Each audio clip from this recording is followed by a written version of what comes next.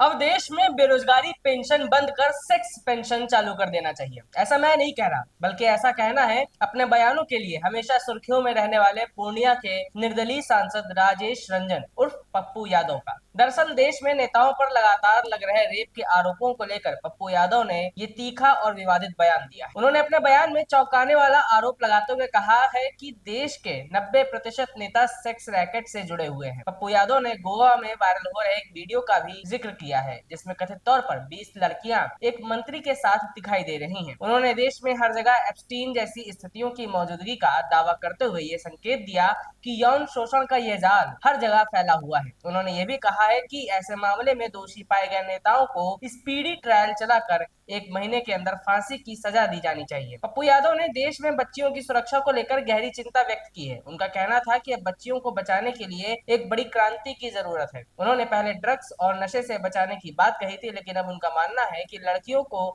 नेताओं और अधिकारियों से बचाने की अधिक आवश्यकता है, क्योंकि देश में बच्चियां सुरक्षित नहीं हैं। इसी संदर्भ में उन्होंने छात्रवृत्ति और बेरोजगारी भत्ता बंद कर सेक्स भत्ता चालू करने का सुझाव दिया, जो कि उनके बयान का सबसे विवादास्पद हिस्सा रहा। आप भी सुनिए उनका यह विवादित बयान और फिर हमें बताइएगा कि आपका क्या कहना है उनके इस बयान पर। हमें लगता है इस बात का हम सबको घोषणा कर देना होगा कि बेरोजगारी भत्ता छोड़िए, सेक्स भत्ता की शुरुआत करिए,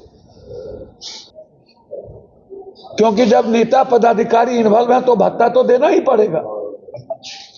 छात्रवृत्ति, वृद्धा पेंशन हो गया खत्म, अब सेक्स पेंशन, सेक्स भत्ता की शुरुआत करें।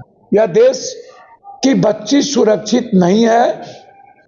मैंने कहा कि स्पीडी ट्रायल हो, चाहे वो नेता हो, चाहे नेता का तो 1 महीने के अंदर स्पीडी ट्रायल करके उसको फांसी की सजा। अब पूरे देश में यह चर्चा है कि कोई भी महिला यदि राजनीति में आएगी तो रूम होके गुजरना पड़ेगा। इससे बड़ा दुर्भाग्य क्या हो सकता है? ये मेरी मां बहनों के लिए गाली है।